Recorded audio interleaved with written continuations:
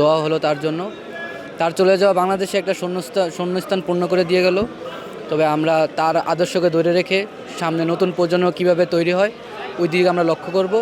আর তারেক রহমানের নেতৃত্ব বাংলাদেশের একটা সুন্দর রাষ্ট্র গঠন হয় সেই দিকে আমরা লক্ষ্য করব। আর বাংলাদেশের নতুন প্রজন্ম যারা আছে তারা সবই এখন বুঝে, গণতন্ত্র ২৪শে আন্দোলন হলো, তারা এখন ভালো মন্দ সব কিছুর বিচার করতে পারে।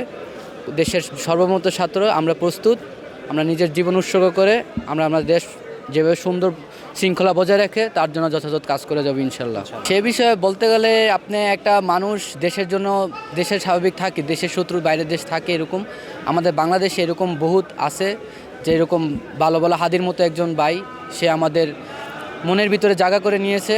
তার যে রাজনীতির ধরন, আচরণ, রীতি, এটা নতুন প্রজন্মকে বুঝাইছে যে কিভাবে নতুন প্রজন্মের ইনকিলাবে কিভাবে একটা সুন্দর রাষ্ট্র গঠন করা যায়।